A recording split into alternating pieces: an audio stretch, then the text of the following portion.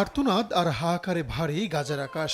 দখলদার ইসরায়েলি বাহিনীর বর্বর হামলায় গত ৮ মাস ধরেই এমন চিত্র অবরুদ্ধ গাজার। উপত্যকাটিতে প্রতিদিন যখন ইসরায়েলি হামলায় প্রাণ হারাচ্ছেন নিরীহ ফিলিস্তিনিরা, ঠিক তখন বিস্ফোরক এক প্রতিবেদন প্রকাশ করল কাতার ভিত্তিক গণমাধ্যম আল জাজিরা। বুধবার এক বিশ্লেষণধর্মী প্রতিবেদনে গণমাধ্যমটি দাবি করেছে ইসরায়েলে রকেট ও বিস্ফোরক রপ্তানি করছে ভারত। তাদের হাতে প্রমাণস্বরূপ বেশ কিছু নথি আছে বলেও দাবি করা হয়। প্রতিবেদনে বলা হয়, গত 15ই মে স্পেনের কার্তাহেনা বন্দরের উপকূলে এসে পৌঁছায় মালবাহী জাহাজ বোরকাম।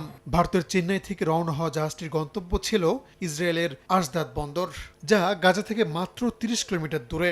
নথি থেকে জানা গেছে বোরকাম জাহাজটিতে 20 টন রকেট ইঞ্জিন, 12.5 টন বিস্ফোরকযুক্ত রকেট, 1,500 কেজি বিস্ফোরক এবং 740 কেজি চার্জো কামানের প্রোপেল্যান্ট বোঝাই করা ছিল। এখন জন্ম সনদ দিয়ে খোলো বিকাশ স্টুডেন্ট অ্যাকাউন্ট।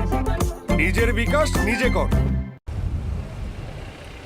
এরপর ভারত ছেড়ে আসা দ্বিতীয় জাহাজটি একই মাসের 21 তারিখ স্পেনে নোঙর করতে চাইলেও অনুমতি পায়নি। মারিয়েন দানিকা নামের জাহাজটি 27 টন বিস্ফোরক নিয়ে ইসরায়েলি বন্দর হাইফার উদ্দেশ্যে যাত্রা করেছিল।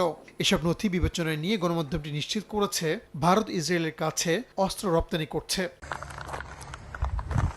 চলতি মাসের 6 তারিখ গাজার নুসেরাত আশ্রয় শিবিরে ইসরায়েলি বোমা হামলার পর ফিলিস্তিনি কুদস নিউজ নেটওয়ার্ক একটি ভিডিও প্রকাশ করে, যেখানে ইসরায়েলি একটি ক্ষেপণাস্ত্রের ধ্বংসাবশেষ দেখানো হয়, যেটাতে লেখা ছিল মেড ইন ইন্ডিয়া।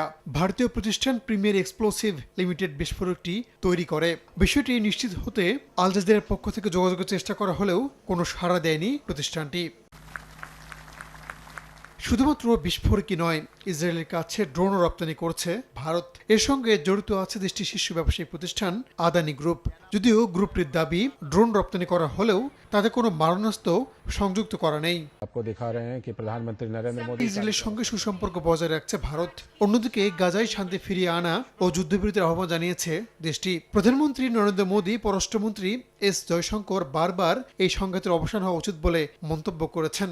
তবে অস্ত্র রপ্তানির বিষয়টি তাদের পররাষ্ট্রনীতির পরিপন্থী বলে মনে করছেন বিশ্লেষকরা। বিষয়টি নিয়ে ভারতের পররাষ্ট্র ও প্রতিরক্ষা মন্ত্রণালয়ের কাছে দফায় দফায় জানতে চাওয়া হলেও কোনো উত্তর পাওয়া যায়নি বলে জানিয়েছে আল জাজিরা। রাহানুল রানা, সময় সংবাদ।